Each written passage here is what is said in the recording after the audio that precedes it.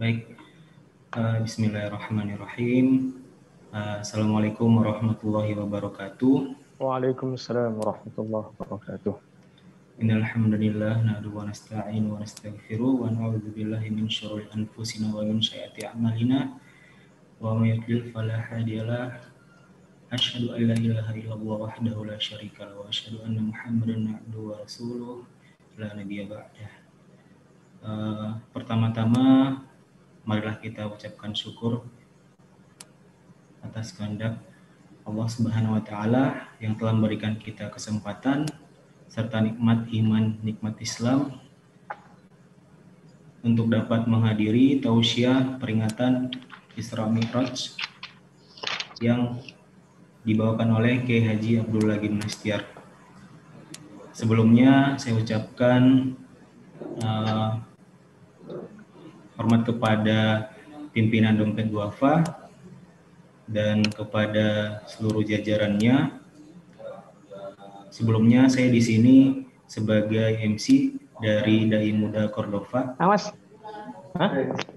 Clean ya? Baik, kepada sahabat semuanya, insya Allah kajian ini kita akan mulai pada pukul 12.30 ya. Sudah memasuki waktu dan insya Allah saya akan membacakan susunan acara peringatan Isra Mi'raj Lembaga Dompet Duafa Senin 22 Maret 2021 pukul 12.30 sampai 14.05. Yang pertama pembukaan acara oleh saya sendiri. Yang kedua pembacaan kalam ilahi dari Ustadz Arif Rosyadi. Yang ketiga menyanyikan lagu kebangsaan Indonesia Raya. Yang keempat pemutaran video kegiatan para dai pemberdaya di pelosok negeri. Yang kelima, sambutan Direktur DBPM oleh Kiai Haji Ahmad Son Haji. Yang keenam, tausiah peringatan Isra Mi'raj yang akan disampaikan oleh pemateri utama kita, Kiai Haji Abdullah Gimnastiar. Selanjutnya, tanya jawab. Dan yang selanjutnya penutup serta doa. Baik, kepada sahabat semuanya atau para jamaah, sebelum kita mulai acara ini, ada baiknya kita membaca basmalah bersama-sama. Bismillahirrahmanirrahim. Bismillahirrahmanirrahim. Baik, untuk acara selanjutnya, pembacaan kalam ilahi dari Ustadz Arif Rosyadi. Kepada Ustadz Arif Rosyadi, tafadhol Ustadz. Baik. Assalamualaikum warahmatullahi wabarakatuh.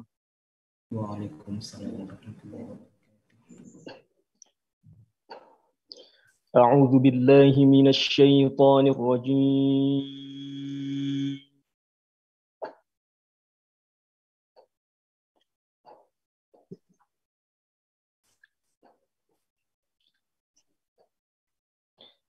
Bismillahirrahmanirrahim.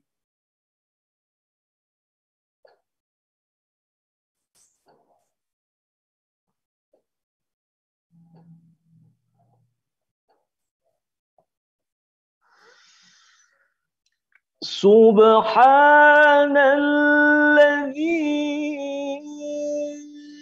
asra bi'abdihi laylan minal masjidil haram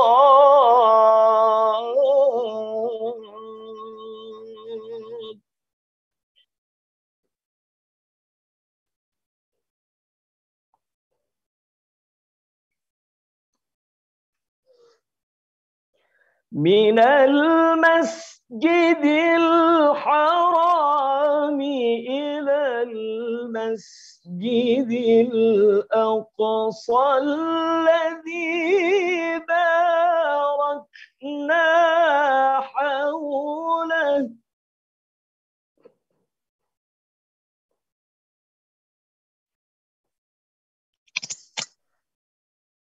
الذي باركنا حوله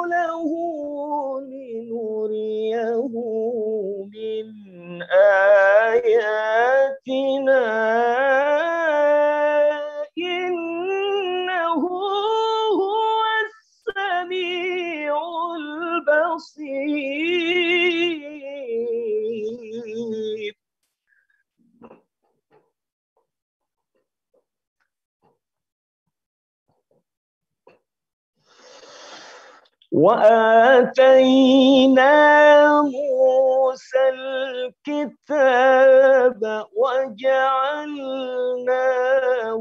هدى لبني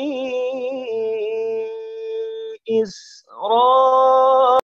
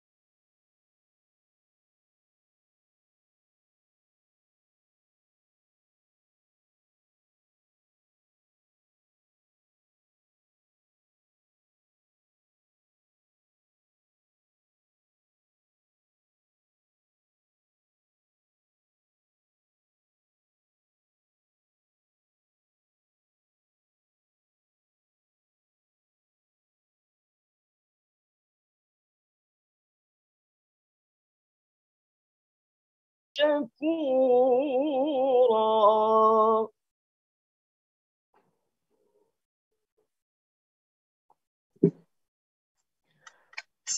وقضينا إلى بني إسرائيل في الكتاب لتفسدن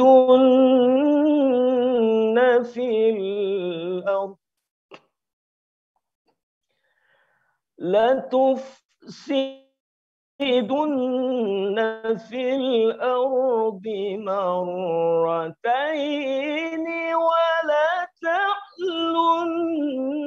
علوا كبيرا. صدق الله العظيم. السلام عليكم ورحمة الله وبركاته. Waalaikumsalam warahmatullahi wabarakatuh. Syukran jazakallah khair kepada Ustadz Arif Rosyadi. Semoga kita mendengarkan dapat berkah dari Allah Subhanahu wa taala dan yang membacakan juga demikian. Baik, untuk selanjutnya, acara selanjutnya menyanyikan lagu kebangsaan Indonesia Raya. Kepada tim digital bisa diputar. Afwan.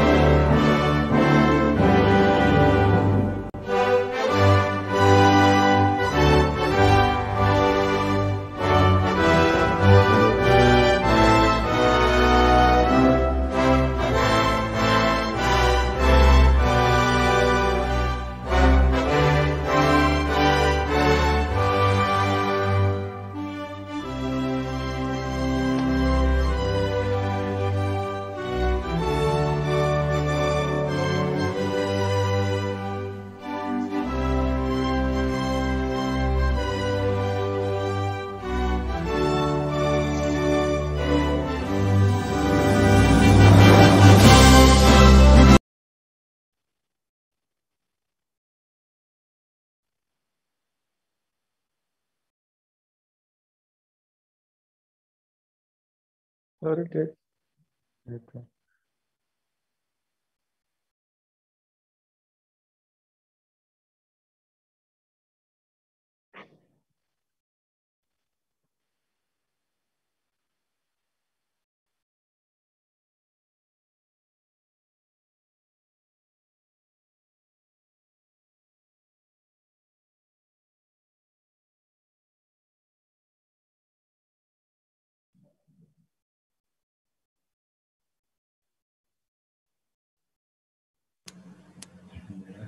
Baik, terima kasih. Untuk acara selanjutnya, pemutaran video kegiatan para dai pemberdaya di pelosok negeri. Sebelumnya, saya ingin mengingatkan kepada sahabat sekalian ketentuan acara berikut, yaitu untuk sesi ceramah Agim terbagi 2 sesi. Yang pertama 30 menit pertama penyampaian materi dan 30 menit terakhir sesi tanya jawab. Yang selanjutnya, bagi yang mau bertanya silahkan ditulis di Zoom atau bisa bertanya secara langsung. Dan selanjutnya bagi yang ingin berinfak bisa untuk keperluan dakwah pelosok dan kegiatan sosial Dompet Duafa bisa disalurkan melalui rekening infak pada rekening BNI Syariah 0091541023 atas nama Yayasan Dompet Duafa Republika dengan memberikan kode unik 010. Baik, kepada sahabat semuanya ataupun para jemaah, selanjutnya ada pemutaran video kegiatan para dai pemberdaya di pelosok negeri yang diselenggarakan oleh Cordova Korps Dai Dompet Duafa. Mari kita saksikan bersama-sama.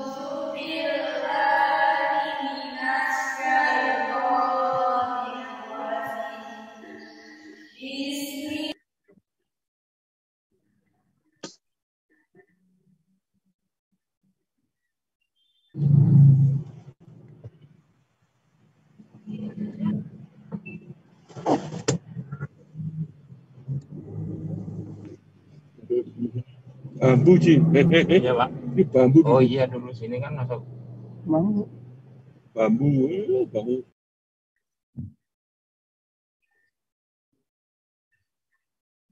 Iya, penjualan.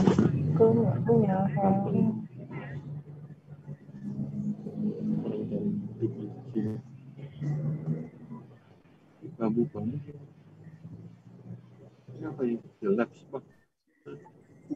Ini anu gedung apa?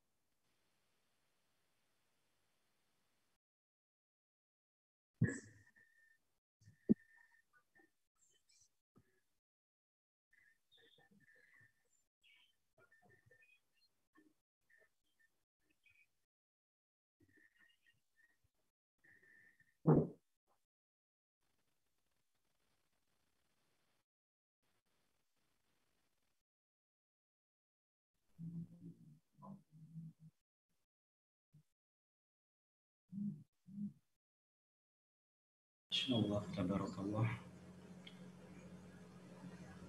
Alhamdulillah, kita sudah menyaksikan pemutaran video kegiatan para dai pemberdaya di pelosok-pelosok negeri yang insya Allah seluruh infak yang diberikan sahabat jamaah semuanya akan kita salurkan kepada para dai-dai pemberdaya di pelosok-pelosok negeri insya Allah.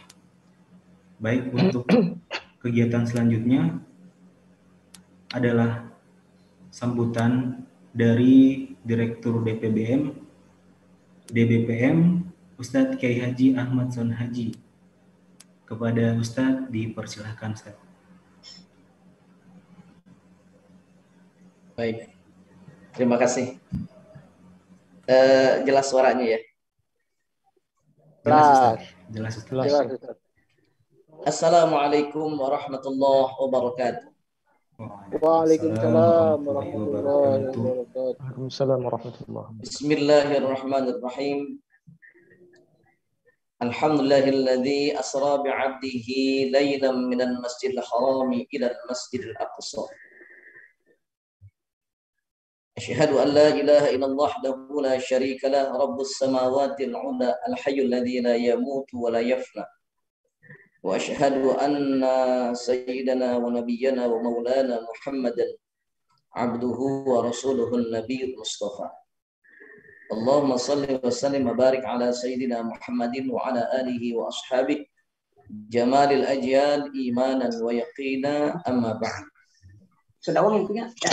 Allah subhanaka la ilma lana illa ma 'allamtana innaka antal alimul hakim. La haula wa la quwwata illa billahil aliyyil azim.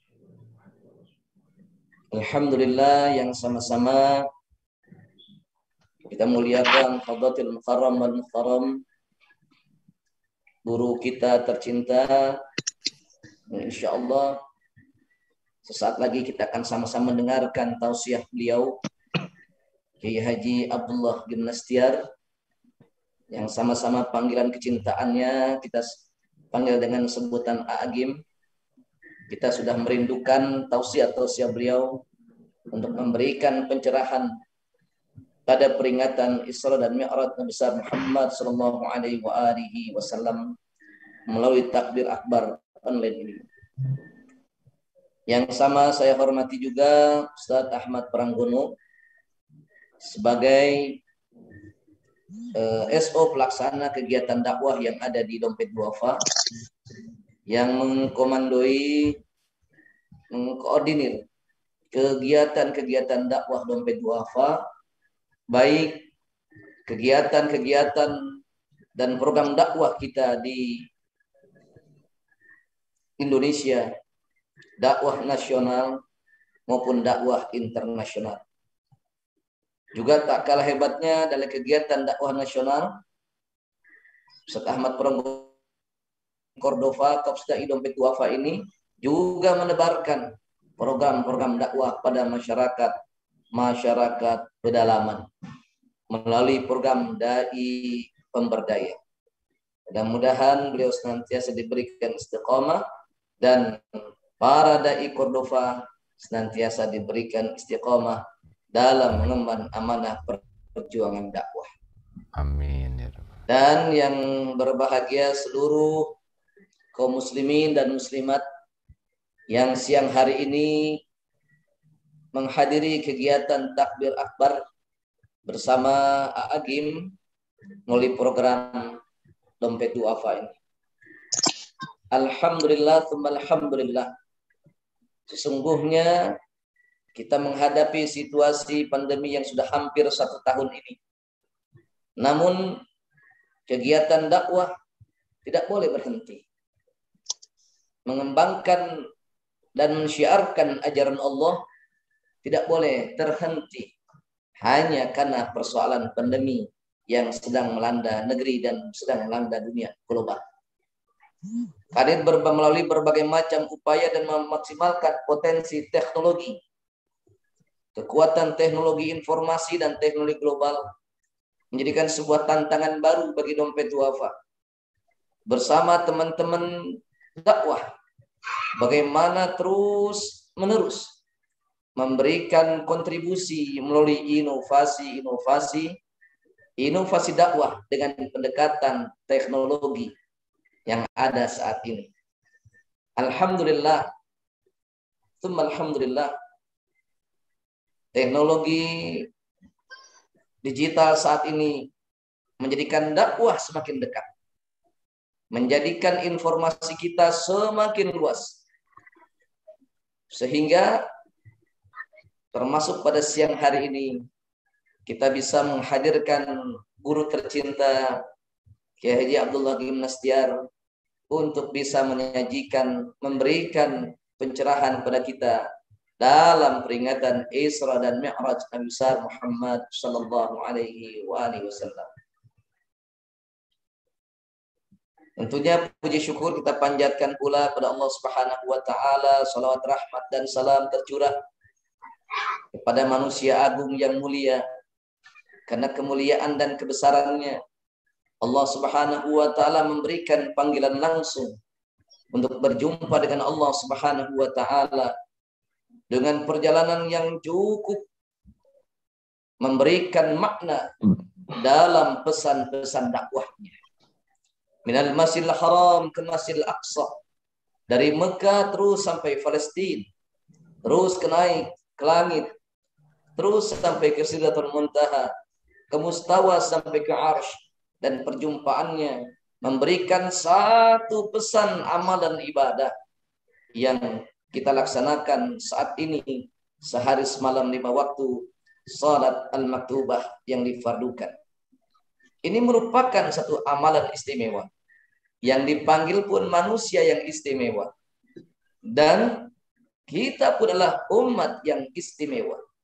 Karena keistimewaan tersebut menjadikan kita sebagai hamba pilihan Allah yang hidup di zaman umat Nabi Muhammad sallallahu alaihi wasallam. Ketika saat itu berbagai macam fenomena terjadi dengan peristiwa Isra dan Mi'raj, diceritakan linuriyahu min ayatina, ditunjukkan sebagian saja tanda-tanda kekuasaan kami, kata Allah. Sebagian saja tanda-tanda kekuasaan kami untuk menguji keimanan hamba-hambanya. Muncul fenomena di mana ada mereka yang makin beriman kepada Allah Subhanahu wa taala karena kekuatan kalimat tasbih yang menjadi starting awal saat Allah menjelaskan peristiwa Isra dan Mi'raj, dan kekuatan keyakinannya perlu dengan kekuatan iman. Ada mereka yang meragukan, bahkan ada mereka yang mendustakan peristiwa tersebut. Kenapa? Karena tidak masuk dalam logika akal manusia dengan teknologi yang masih sangat terbatas pada waktu itu.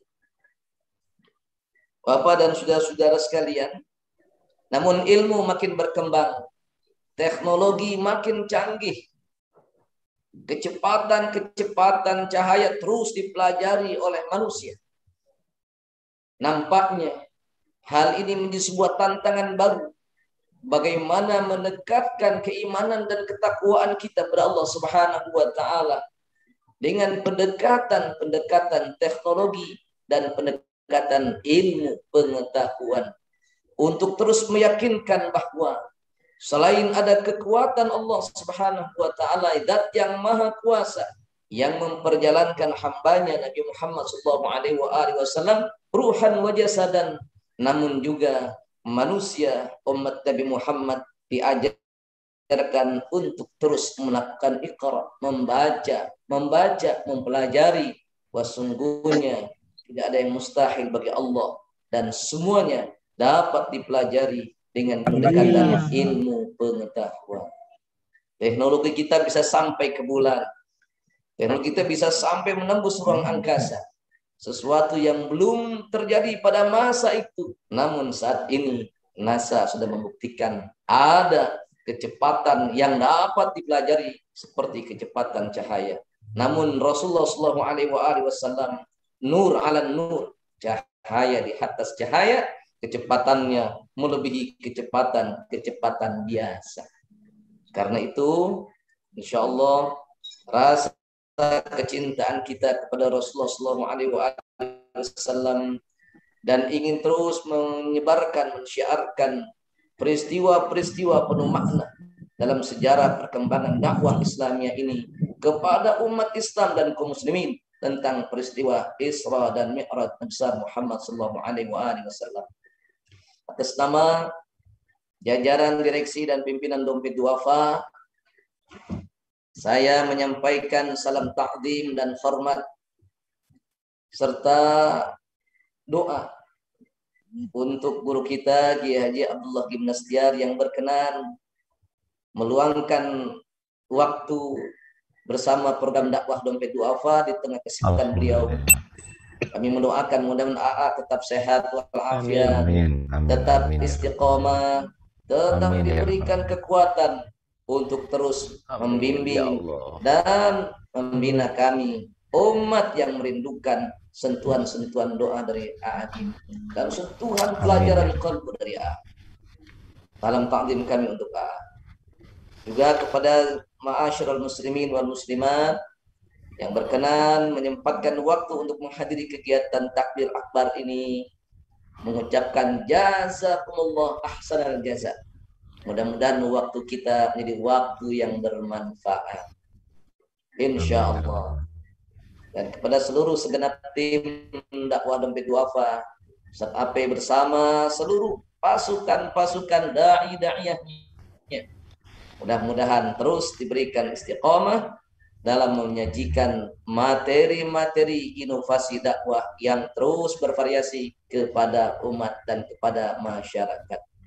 Pada akhirnya, Islam sebagai rahmat lil alamin, rahmat bagi seluruh alam, alam jagat raya, bukan hanya di kota, tapi di desa, tapi juga terus tembus ke pedalaman, menjadi bagian yang tidak terpisahkan dalam gerakan dakwah Dompet Duafa.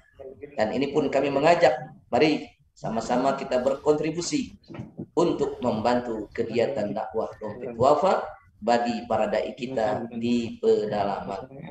Pada akhirnya, Al-Fakir Ahmad Sonhaji menghaturkan ucapan terima kasih dan mohon maaf pada kesempatan kali ini. Mudah-mudahan silaturahmi akan terus berlanjut pada kegiatan-kegiatan dakwah Dompet Duafa pada momen dan kesempatan yang lainnya, insyaallah. Jazakumullah khairan jaza.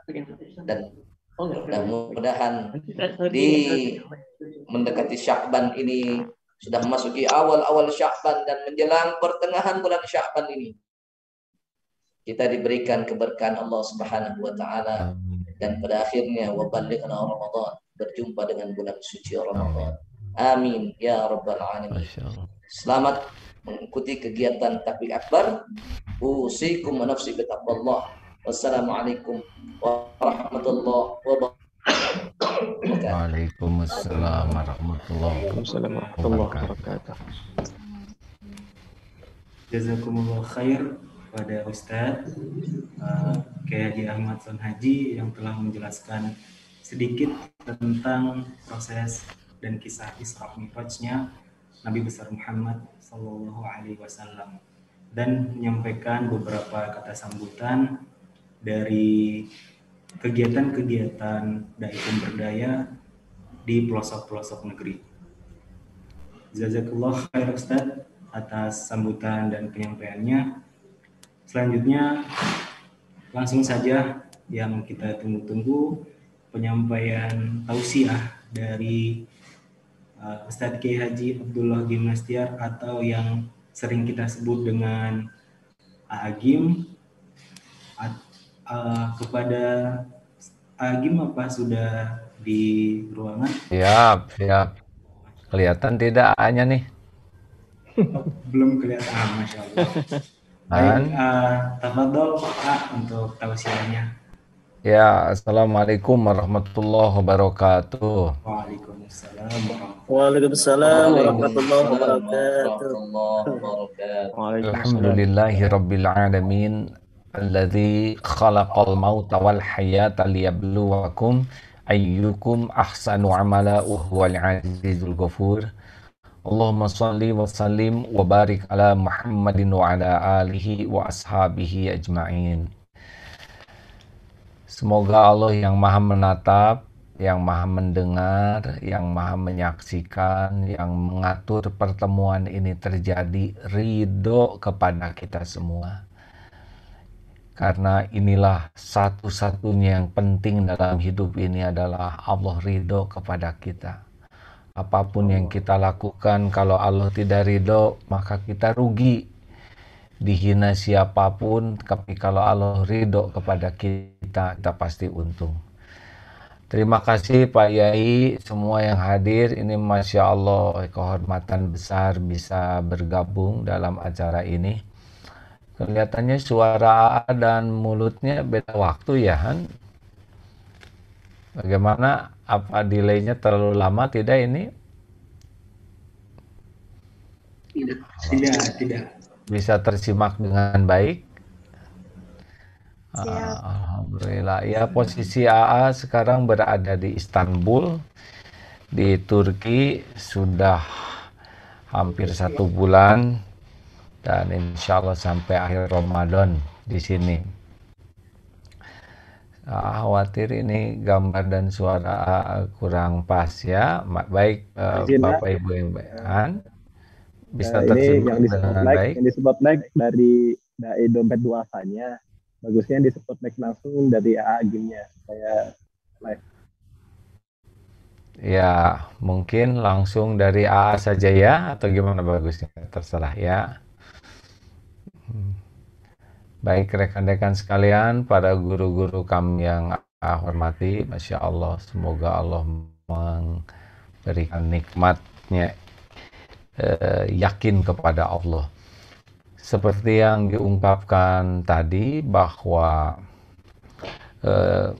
salah satu oleh-oleh terpenting yang teristimewa dengan proses yang sangat istimewa, luar biasa, yaitu sholat. Jadi untuk mendapatkan perintah sholat ini dahsyat sekali. Ada Isra, ada Mi'raj, dan ini menunjukkan bahwa sholat itu sesuatu yang sangat-sangat spesial, sangat-sangat luar biasa, sangat-sangat penting.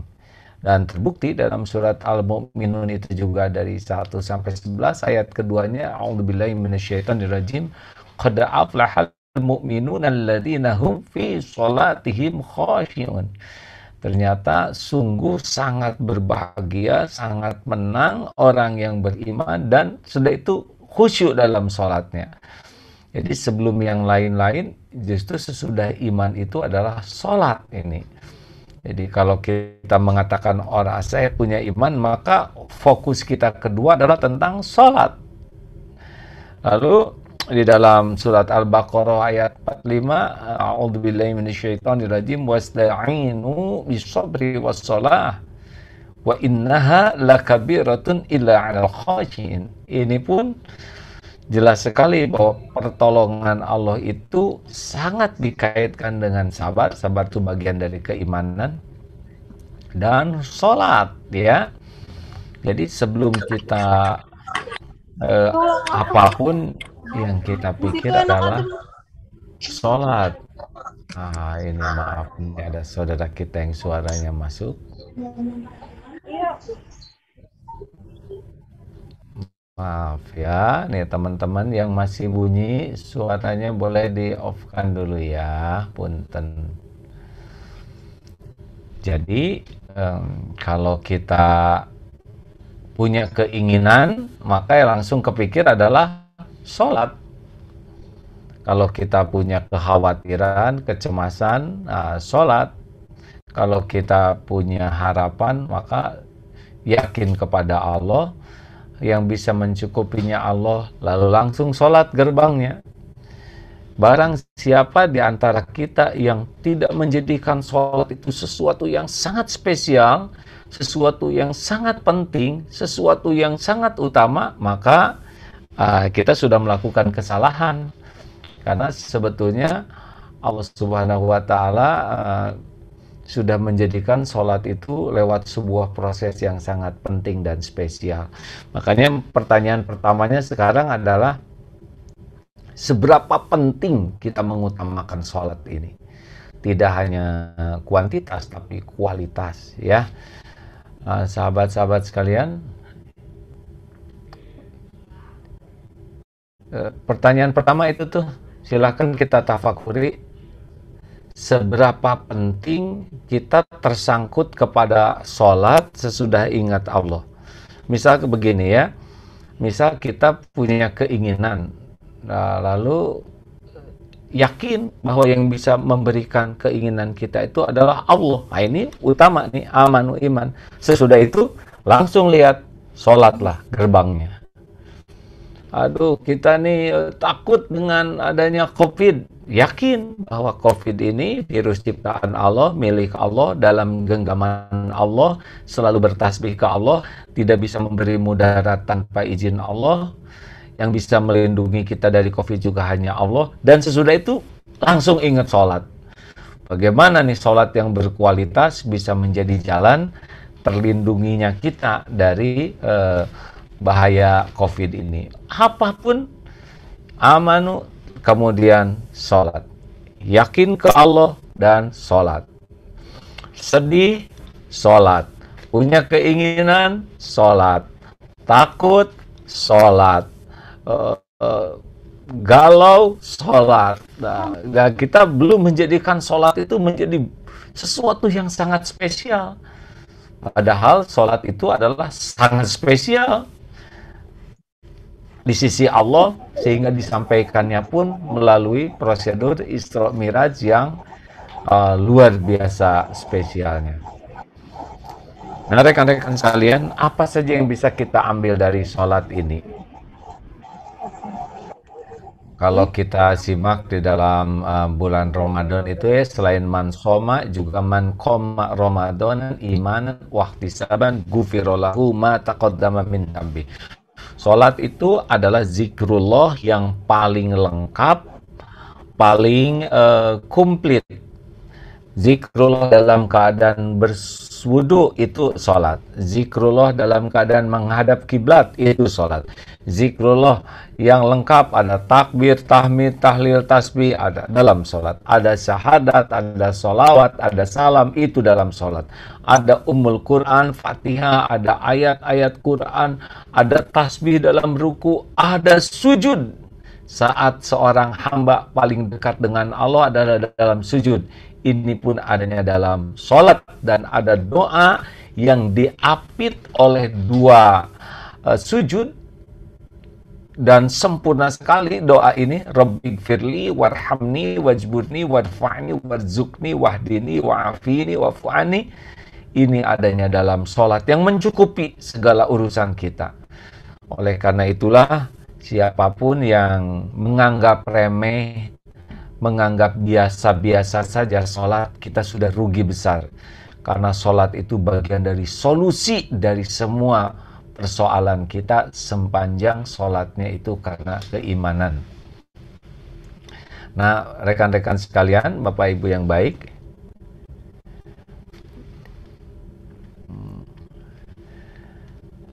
kita akan coba apa yang paling penting hikmah dari sholat yang bisa berdampak pada diri kita. Ya, yang pertama, seorang yang sholatnya khusyuk, kalau ilmu khusyuknya bisa dipelajari lain, tapi dalam khusyuk kehidupan, satu orang yang sholatnya bagus, yang pertama itu adalah selalu menjaga niat.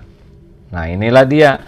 Karena sholat itu hanya diterima kalau niatnya lillahi ta'ala betul. Jadi seorang yang sholatnya bagus itu biasanya selalu memeriksa niat di dalam melakukan apapun juga. Karena niat inilah yang menjadi alamat. Salah niat, salah alamat, tidak akan sampai. Nah, tidak semua orang sholat itu ingin sekali diridhoi Allah. Nah, harusnya sholat yang kita lakukan, saya mau sholat supaya lunas hutang. Jangan begitu. Saya sholat supaya Allah ridho kepada saya, dan nanti bagian lainnya adalah kita doa supaya dilunasi hutang. Jadi jangan sholat untuk minta jodoh, tapi sholat untuk mendapat keridhaan Allah, agar Allah suka kepada kita, dan salah satunya nanti doa minta diberi jodoh. Nah, ini penting nih hadirin, jangan sampai sholat kita hanya untuk meminta duniawi, padahal kalau Allah sudah ridho kepada kita, Allah akan memberikan dunia yang terbaik bagi kita. kepada Pak Operator ini lihat gambar A tuh delaynya agak panjang ya, mungkin diberi pilihan membuka pin dari yang aslinya juga boleh ini. Halo, ada operatornya kah? Delaynya agak panjang ya, maaf ya. Lihat yang gambar A, suara dan gambarnya itu lambat sekali. Ya, silakan A, lanjut. Ya, jadi diberi kesempatan supaya bisa memilih dari. Nah, begitu. Terima kasih ya. Lanjut. Bahwa mari sekarang kita sangat serius di dalam memeriksa niat, karena salah niat salah alamat. Nih, ada sebuah hadis sahih tentang orang yang pertama dihisab di akhirat nanti. Yang pertama adalah mujahid, ditampakkan semua amalnya, karunia Allah, dan dia mengakuinya. Lalu ditanya, apa yang kau lakukan ya Allah? Saya sudah berjihad sampai saya mati terbunuh di jalanmu, saya lakukan karena engkau. Tapi Allah berfirman, kadzabta, dusta kamu. Engkau berjihad agar dianggap pemberani, dan sudah engkau dapatkan sebutan itu di dunia. Dan di akhirat ternyata orang ini diseret menjadi ahli neraka. Tidak kurang perjuangannya untuk Islam, tidak kurang pengorbanannya sampai dia mati, tidak kurang keberaniannya, tidak kurang pengakuannya. Tapi mengapa dia tidak berhasil jadi syuhada dalam pandangan Allah? Karena dia kurang satu, yaitu hatinya, niatnya.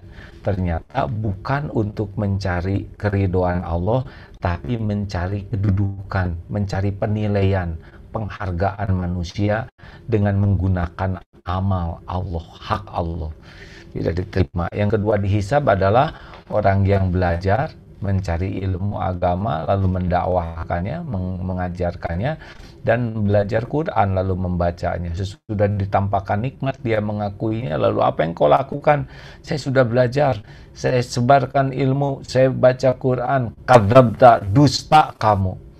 Engkau belajar agar disebut alim, orang yang berilmu, dan sudah engkau dapatkan sebutan itu. Agar engkau disebut qari'ah, dan sudah engkau dapatkan. Jadi ada orang yang ingin disebut kiai, ingin disebut ustadz, ingin disebut syekh, ingin disebut ajengan, dan dia belajar hanya untuk sebutan itu, dan dia dakwah juga untuk memperkokoh sebutan itu.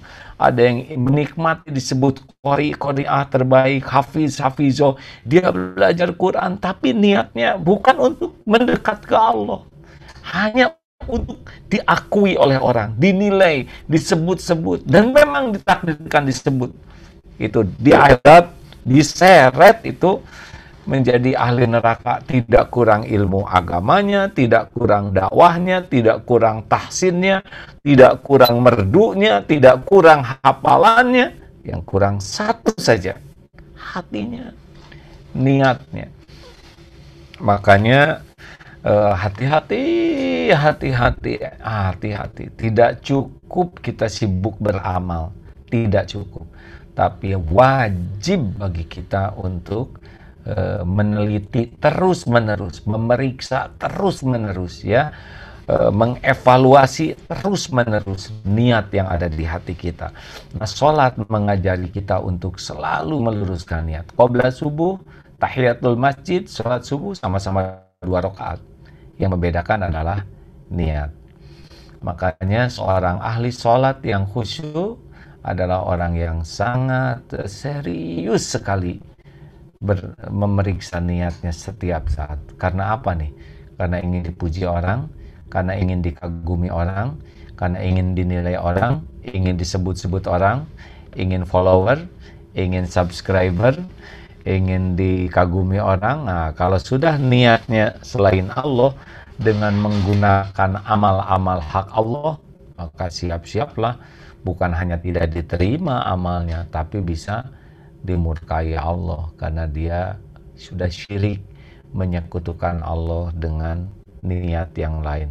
Riya itu syirik, ya, inna syirka la zulmun azim. 2, Yang kedua, selain kita melatih diri untuk meluruskan niat dalam kehidupan, efek sholat adalah disiplin bersih, ya. Disiplin waktu. Orang yang sholatnya baik itu betul-betul sangat peka terhadap waktu. Karena Islam itu mengajari kita disiplin waktu. Sholat tahajud, sholat subuh, sholat syuruk, sholat duha, sholat duhur, asar, maghrib, isya. Tidak ada agama yang paling sensitif terhadap waktu selain Islam. Benar? Oleh karena itu orang-orang yang sholatnya bagus, dia tuh sangat sensitif dengan waktu. Dan ciri orang yang sensitif terhadap waktu dalam surat Al-Mu'minun ayat 3 tuh, qad aflahal mu'minun alladzina hum fi sholatihim walladzina hum 'anil lagwi mu'ridun. Jadi orang yang sensitif terhadap waktu itu cirinya adalah tidak mau melakukan perkataan, perbuatan yang sia-sia, tidak ada manfaatnya. Karena tiap kali kita berkata, berbuat, pasti menggunakan waktu.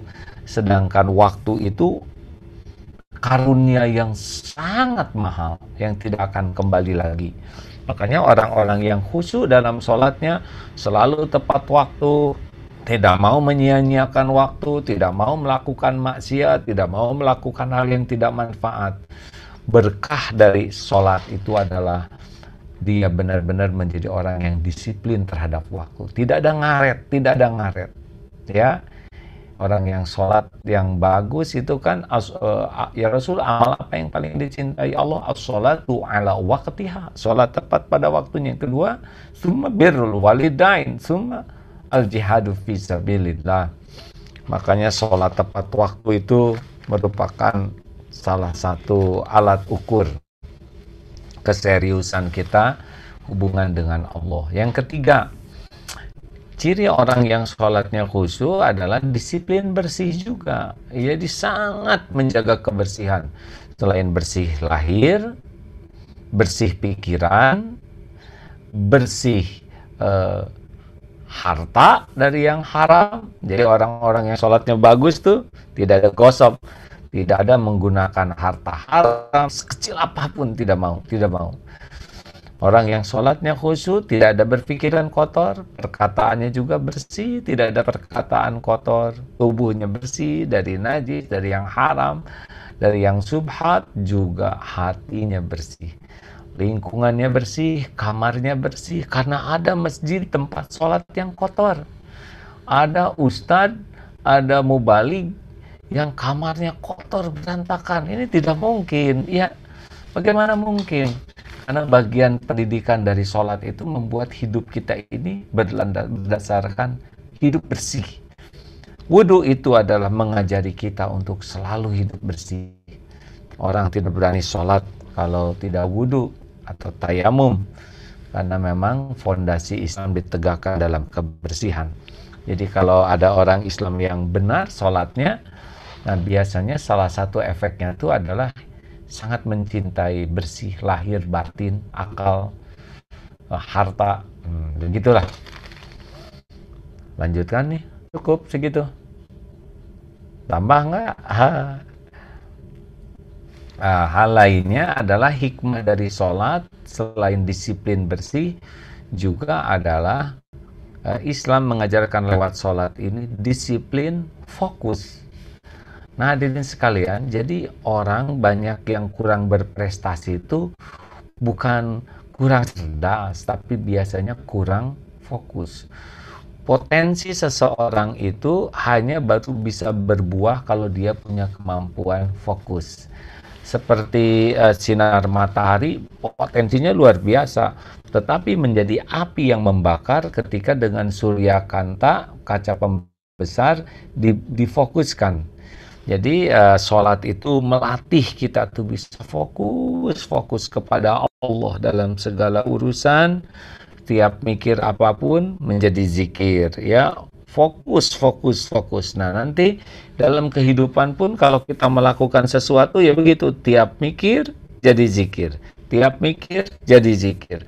Kita sedang rapat, banyak masalah. Dan ingat, Allah sedang memperhatikan kita rapat. Allah sedang mendengarkan kita rapat. Allah mengetahui solusi terbaik yang bisa dilahirkan dari rapat ini. Kita mikir, fokus, dan kita zikir. Mikir yang menyambungkan kepada Allah. Itulah sebetulnya yang dilatih dalam sholat. Fokus dalam kehidupan sehari-hari kita. Ingat anak, langsung ingat Allah yang menciptakan anak, menguasai anak, membulak-balik hati anak, dan hanya Allah yang bisa menyolehkan anak. Ingat urusan pekerjaan, ingat Allah yang menggenggam rizki, yang membagikan rizki, yang menahan, yang mengambil. Pokoknya kita harus dilatih fokus di dalam menyelesaikan masalah sambil fokusnya tersangkut ke Allah. Orang stres itu sederhananya adalah kebanyakan mikir, kurang zikir. Harusnya tiap mikir jadi zikir. Karena apa yang bisa diselesaikan tanpa pertolongan Allah tidak ada. Fadzkuruni adzkurkum. Nah, maka ingatlah padaku, kepada Allah, Allah ingat kepada kita. Semakin kita ingat kepada Allah, Allah akan memperlakukan kita spesial. Hati dibuat tenang, karena Allah yang membulak-balik hati. Pikiran dibuat jernih, karena Allah yang bisa memberikan ide, gagasan, ilham, pemikiran brilian apapun, hanya Allah yang menguasai membulak-balik hati. Allah menggenggam setiap makhluk. Allah yang membulak-balik hati makhluk, yang menggerakkan, sehingga mudah saja. Tidak ada orang yang menitipkan hartanya di dompet duafa kecuali Allah yang menggerakkan. Nah, jadi itu salah satu di antara hikmah sholat adalah kemampuan fokus dan selalu tersambung kepada Allah di dalam segala urusan. Hikmah apalagi dalam sholat? Tumaninah. Ternyata di dalam fokus itu tidak harus stres, ya, tidak harus dalam fokus itu menjadi serba tegang, menjadi serba kaku. Tidak, ternyata Allahu Akbar. Bismillahirrahmanirrahim. Alhamdulillahi Rabbil Alamin. Kita bisa fokus dan rileks, tenang, tumaninah, berisi. Nah, mari kita biasakan pulang ke rumah, fokus ke anak-anak dan berisi, nyapanya fokus ke anak tapi pakai hati. Apa kabar sayang? Peluknya juga ke anak tuh yang pakai hati, tidak hanya sekedar bunyi, ya. Jadi kita biasakan ada kehadiran hati yang selain fokus juga tumaninah. Jadi kita menikmati hidup ini dengan kesibukannya itu seperti waktu kita sholat, kita bisa fokus, tapi kita bisa menikmatinya penuh kenyamanan. Dengan makanya orang-orang yang sholat itu hayyin, tenang, kalem, ajeg, tidak pelintat-pelintut, tidak mudah tersinggung, tidak mudah galau, tidak mudah panik, tidak emosional, ya. Orang-orang yang sholatnya bagus tuh tidak celetak-celetuk, kata-katanya itu tidak sembarang berbicara, tidak sembarang berbuat, karena dia betul-betul dalam fokusnya itu merasakan lahir batin yang teduh meneduhkan, lahir batin yang tenang dan menenangkan. Lalu disiplin lainnya adalah tertib, ya, bahwa lihat bagaimana sholat itu mendidik seorang muslim itu tertib, selalu tahu aturan, selalu patuh aturan. Nah, ketertib itu membuat kita menjadi nyaman, hadirin. Banyak kerusakan di antara umat karena hidupnya tidak tertib. Di negara-negara yang belum Islam tetapi mereka mengamalkan tertib, Allah memberikan lebih banyak kenyamanan dan keselamatan. Betul? Harusnya dengan adanya sholat ini, umat Islam umat yang paling bersih, paling tepat waktu, paling tertib, paling rapi, Masya Allah. Dan yang terakhir, ya tentu saja banyak hikmah, tetapi sujud itu merupakan nikmat yang sangat besar, karena sujud itu adalah posisi yang paling pas dari semua gerakan manusia, yang paling enak, yang paling sesuai dengan kebutuhan lahir batin kita adalah sujud. Baik dari faktor kesehatan, psikologis, keimanan, sujud, dan sujud adalah saat paling dekat kita dengan Allah. Berarti kalau orang sudah sangat menikmati sujud dengan benar, selain sujud sholat dan sujud-sujud lain yang disunahkan, dan benar dan nikmat, berarti dia sudah betul tuh sholatnya. Tapi kalau sujudnya tidak betah, tidak nyaman, tidak menikmati sujud, pasti ada masalah urusan kita dengan Allah. Karena saat sujud itu sangat yang spesial sekali, ya. Yang paling top dari sholat itu adalah sujudnya.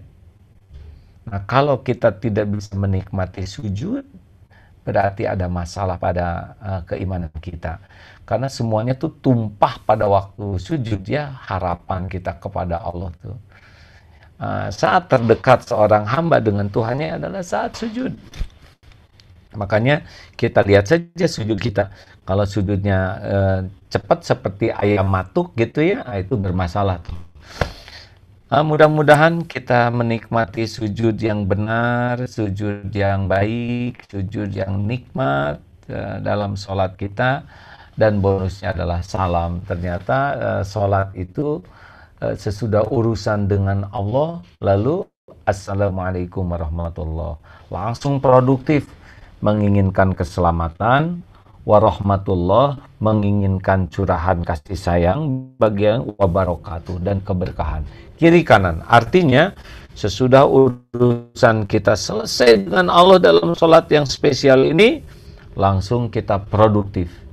Bagaimana menginginkan keselamatan bagi orang lain, artinya kita tidak merugikan orang. Inna sholata tanha 'anil fahsya'i wal munkar, juga menginginkan orang mendapatkan curahan rahmat dan kebaikan. Luar biasa sholat ini. Kalau hikmah ini saja yang kita lihat, di antara banyak hikmah yang belum terkuak, luar biasa.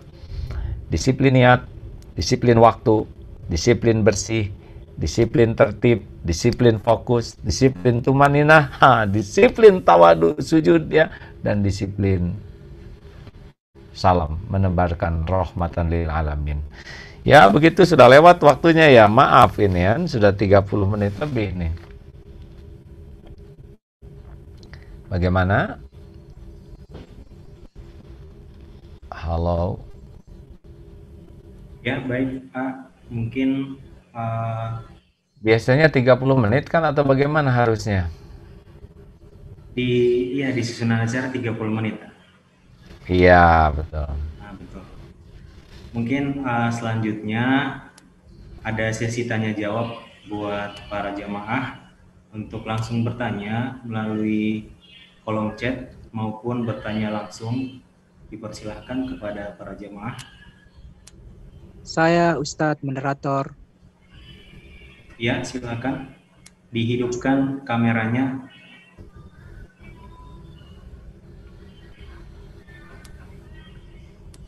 Baik, terima kasih Ustadz.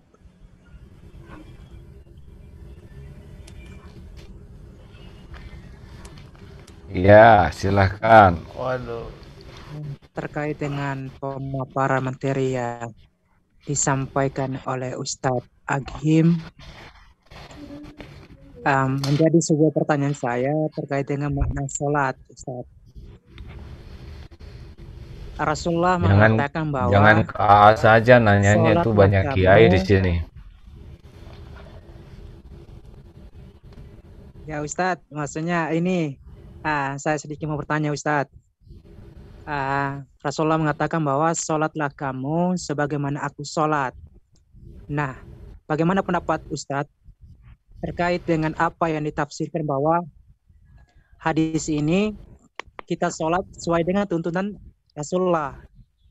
Tetapi kita lihat 4 mazhab ini perselisihan kalau kita uraikan kepada hadis. Apakah tafsir hadis ini melalui sholatlah kamu sebagaimana Rasul sholat, ataukah makna yang lain Ustadz? Nah, ini saya masih bingung, saya masih kuliah, oleh karena itu saya butuh penjelasan dari Ustadz AGM. Mungkin saja saya kembalikan Ustadz.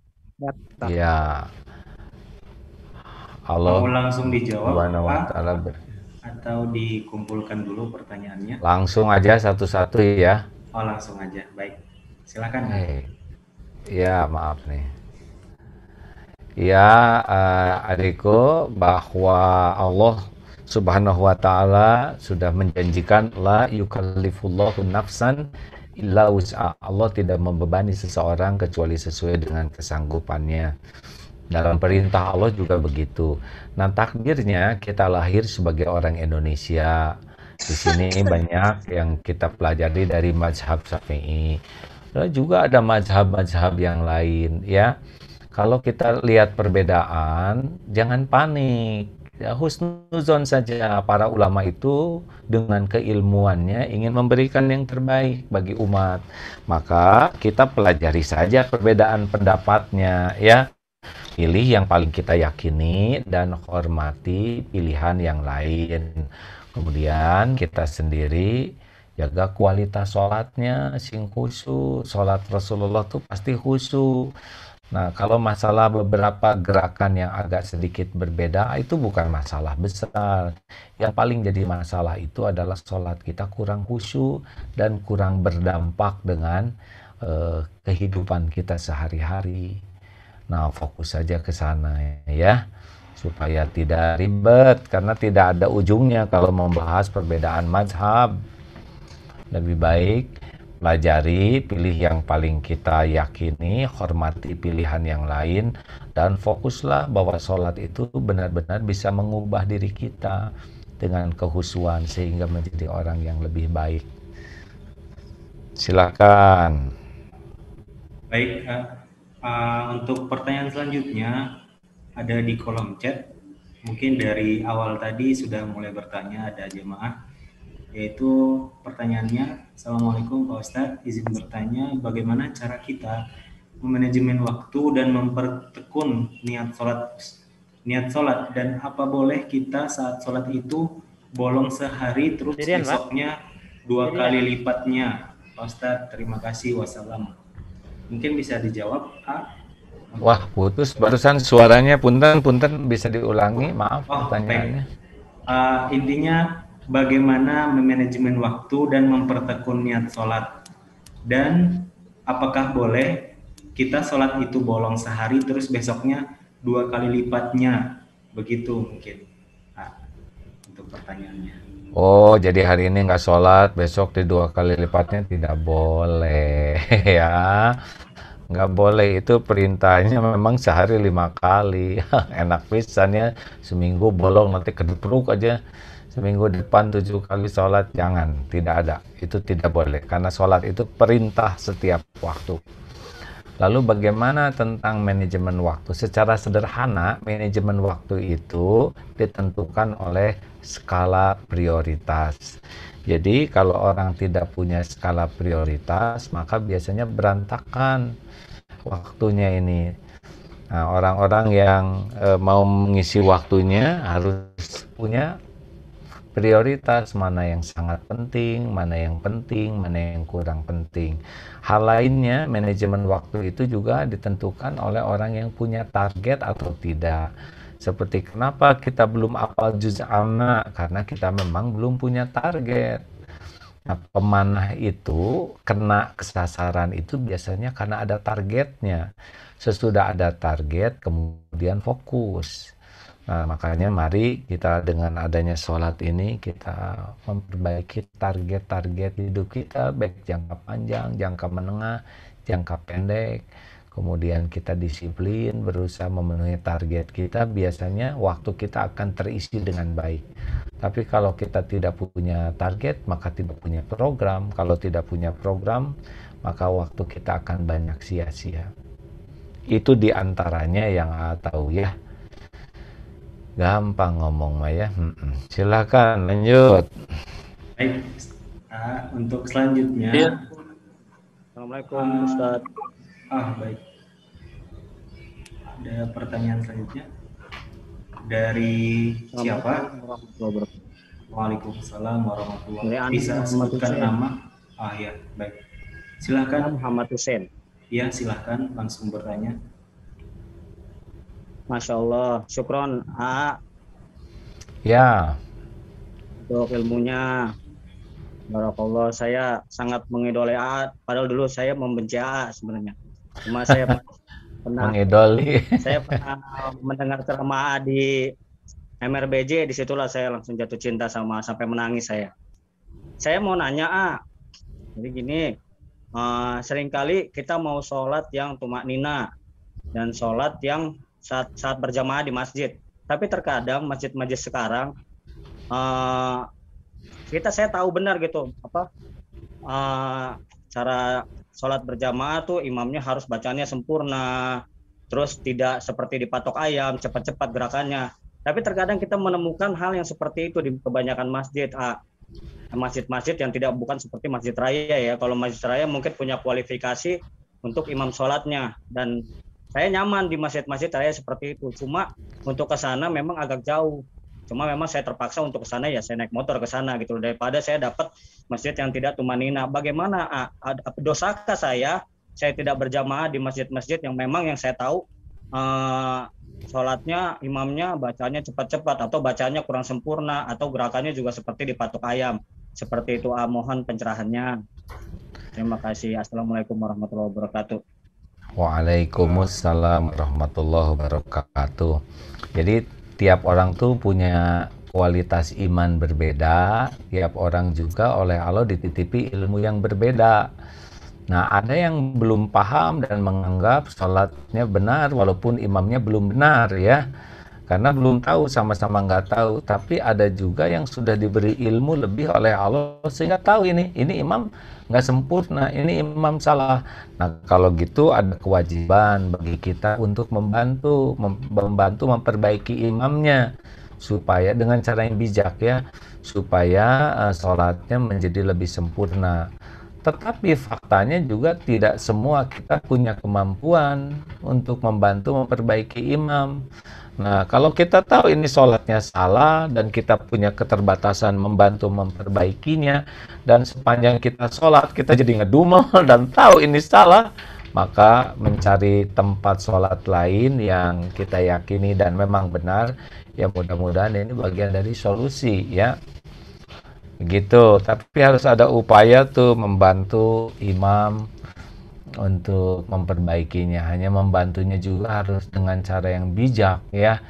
Jangan sampai kita datang di satu tempat nanti dianggap sombong, malah selain imamnya tidak berubah, jamaahnya juga jadi benci ke kita karena mungkin kurang bijaksana. Yang jelas imam itu juga tidak niat berbuat jelek, hanya mungkin ilmunya belum sampai atau logatnya ada yang gurunya tuh ngajarinya begitu gitu, dia merasa benar tapi sebetulnya ada yang lebih baik yang belum dipelajarinya. Itulah, jangan sampai sebel dan benci ke imam ya, karena itu saudara kita. Silakan. Baik, selanjutnya silakan yang sudah memberikan raise. Assalamualaikum. Waalaikumsalam warahmatullahi wabarakatuh. Waalaikumsalam warahmatullahi wabarakatuh. Alhamdulillah, hatur nuhun ilmunya, Masya Allah. Luar biasa. Alhamdulillah. Perkenalkan, saya Rizky dari Bogor ya. Kemarin yang alhamdulillah bangun jembatan di sana ya, di Ciasahan. Oh, alhamdulillah. Gimana jembatannya sekarang dipakai masyarakat ya? Senang. Alhamdulillah, sangat bermanfaat sekali untuk masyarakat. Alhamdulillah, Allah yang membangunkan semuanya ya. Kami cuma bagian jalan takdir ini. Langsung aja mungkin ingin sedikit bertanya tadi terkait hadis yang dijelaskan tentang 3 golongan orang-orang yang berbuat kebaikan, cuman mereka semua masuk neraka ya, bersebab niatnya. Nah, ini terkait niat ini memang gimana? Mungkin ada tips dari agar kita bisa istiqomah ya dalam niat lillahi ta'ala, karena saya merasakan niat itu, mengistiqomahkan niat itu sulit gitu, berubah-ubah. Kadang sekarang niat lillahi ta'ala, mungkin nanti ke depan karena yang lain gitu.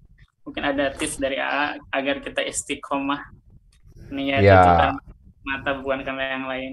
Itu mungkin AA atur nuhun, syukran, jazakallahu khair. Terima Assalamualaikum. kasih ya. Waalaikumsalam warahmatullahi wabarakatuh. Memang hati ini kan bulak-balik terus ya. Tapi ya di sanalah letak seninya. Jadi salah satu hikmah dari sholat ini memang kita harus selalu meluangkan waktu untuk memeriksa niat.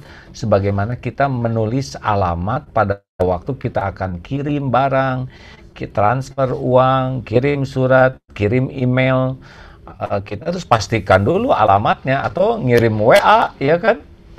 Ngirim WA juga tidak boleh salah kamar, itu pasti kita lihat dulu alamatnya.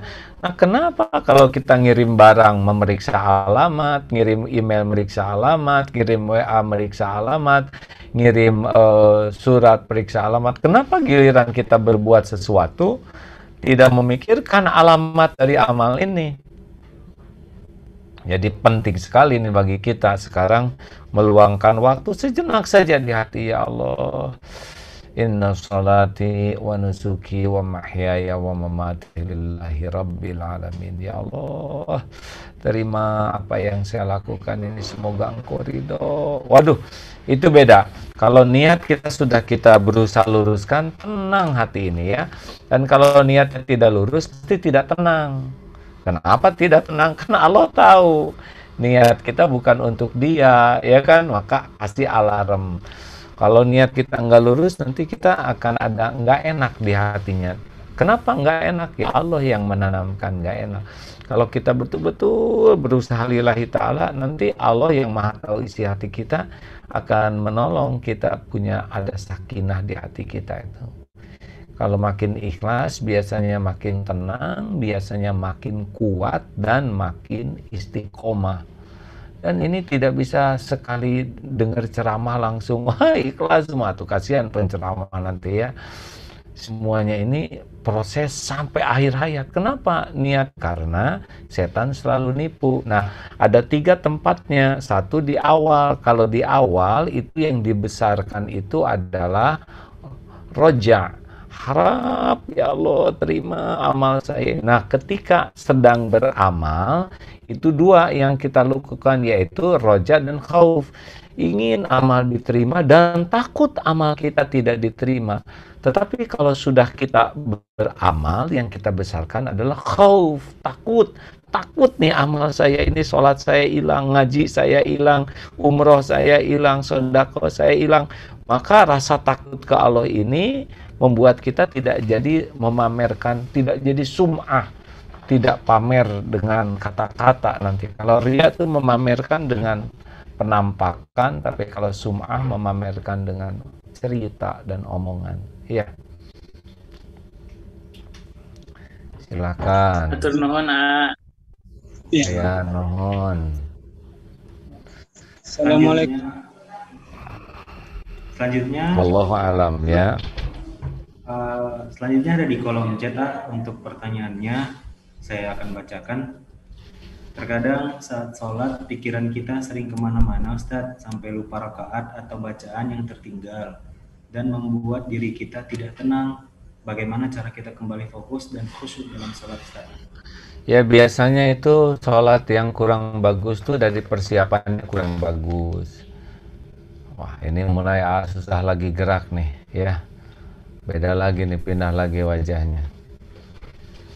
Nah, biasanya sholat kurang bagus itu diawali, teorinya sih menurut persiapan yang kurang bagus. Kalau kan gagal dalam mempersiapkan, gagal dalam persiapan sama dengan mempersiapkan kegagalan. Nah kalau wudhunya kurang bagus, itu akan langsung berefek sholatnya juga kurang bagus.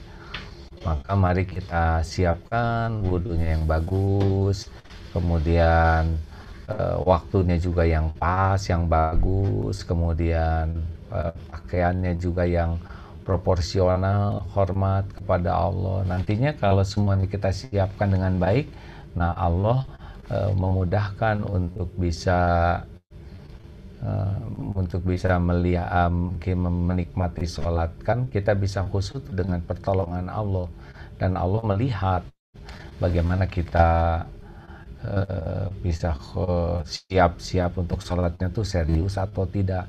Tapi kalau kitanya cuek-cuekan, waktunya cuek, wudunya seenaknya, pakaian seenaknya, tempat seenaknya, dan Allah menyaksikan kita nggak serius ini, ingin mendapatkan sholat yang terbaik, ya susah khusyuknya. Tapi kalau kitanya siap-siapnya baik, tanpa berlebihan ya, tanpa was-was, insya Allah Allah menolong kita sholat khusyuk. Ya begitu? Ya, baik A. Mungkin ada satu pertanyaan lagi di kolom chat A. Ya. Assalamualaikum Pak Ustadz. Apabila ketika sakit berkepanjangan, cara membayar sholatnya seperti apa? Oh, sebetulnya dalam sakit juga ada rukhsahnya ya. Kita tidak bisa bangun, kita bisa sambil berbaring, bisa sambil duduk. Itu ada ilmunya tersendiri ya, ada fikih sholat ketika sedang sakit. Jadi tidak berarti kita meninggalkan sholat pada waktu sakit, karena tidak bisa bergerak juga dengan isyarat sudah bisa termasuk sholat.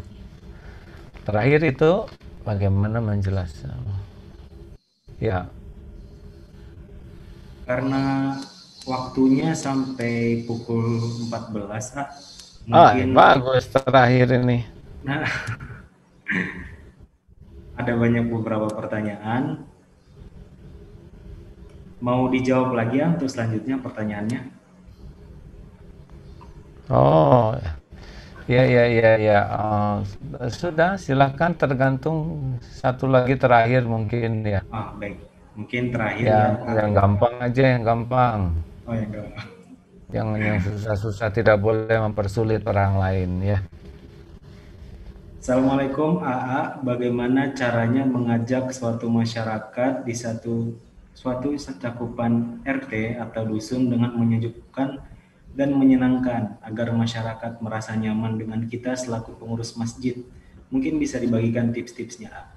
Oh iya, pertama gini ya, kita jangan sampai hadir sebagai ancaman.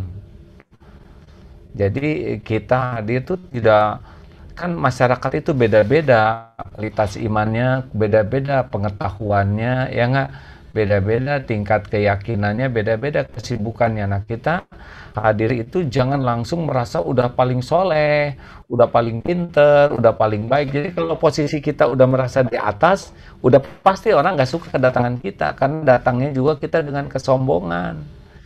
Harusnya kita sadar bahwa kita ke masjid itu bisanya kita jadi ahli masjid karena Allah yang memberikan taufik kepada kita. Kalau Allah tidak menolong, kita juga malas ke masjid itu. Makanya kita tuh tidak boleh merasa lebih dari orang lain, tapi sebagai syukur kita membantu. Jadi bukan di atas, nih saya sudah ke masjid, bukan. Nih saya ditolong Allah ke masjid, maka saya akan berusaha membantu supaya yang lain juga ditolong oleh Allah, gitu. Nih saya sudah ke masjid, kalian belum ke masjid, pasti nggak bagus, karena kitanya udah ujub, udah sombong. Harusnya saya ini ditolong Allah, kalau nggak saya juga di rumah. Nah, saya harus berbuat sesuatu, membantu supaya yang lain juga ditolong Allah. Itu hati.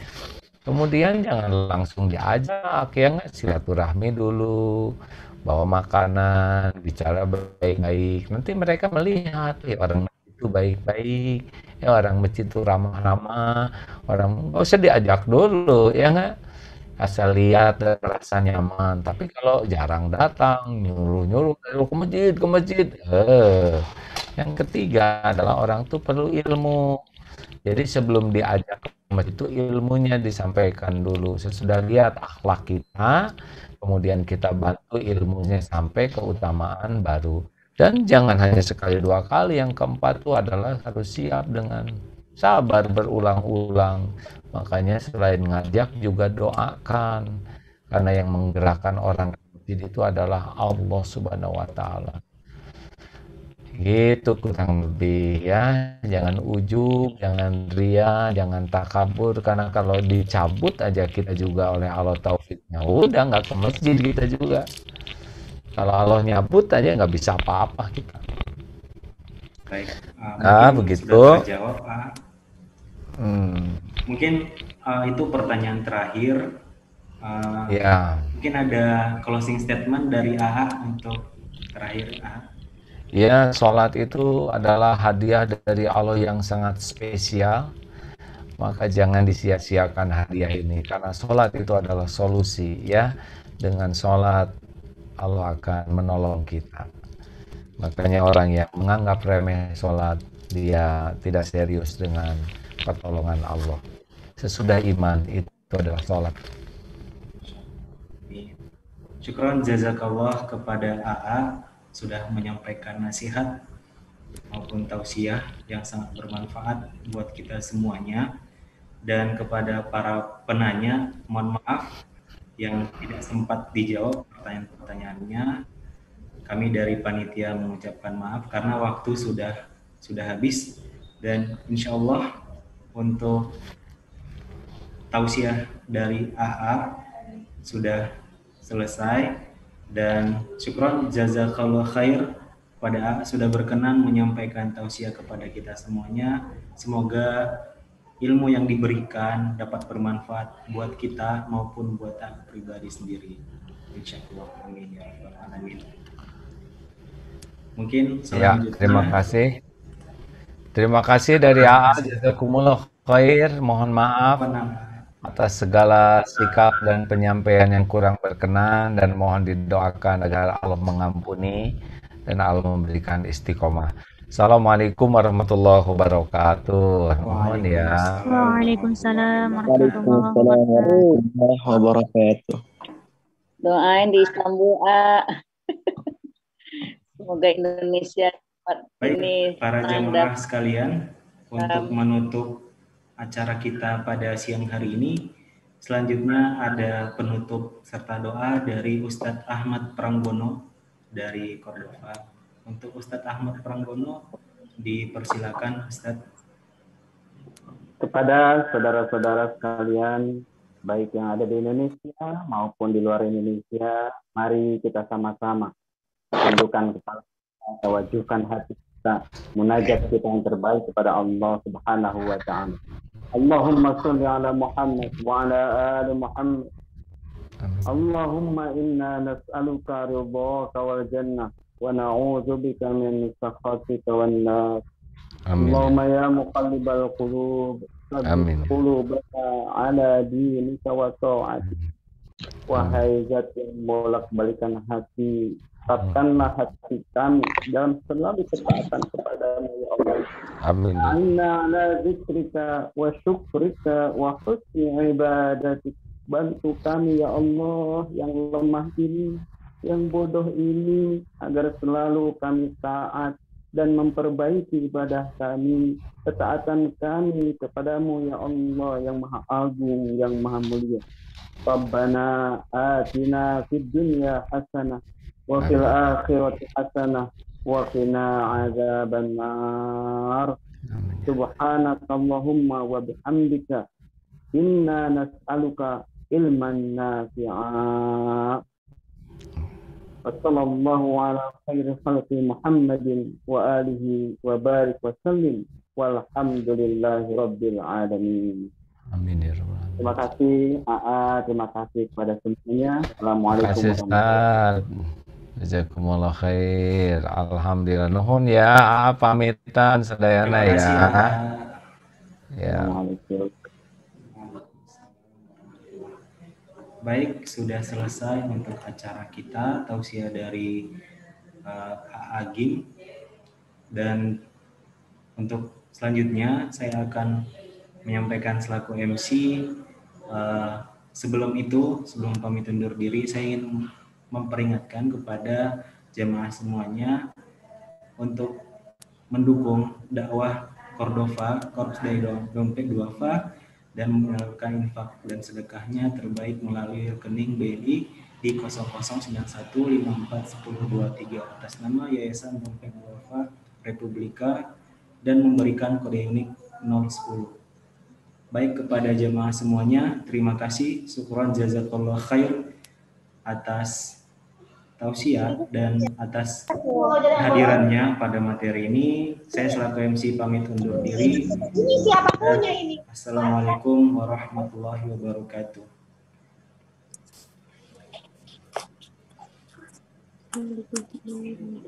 Mari kita tutup dengan doa kafaratul majlis.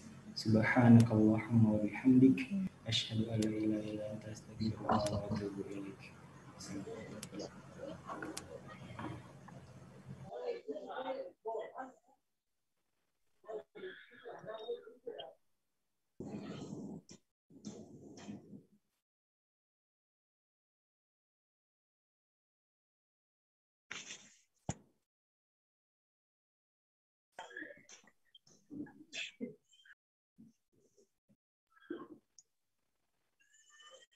Abang Dodi, apa kabar?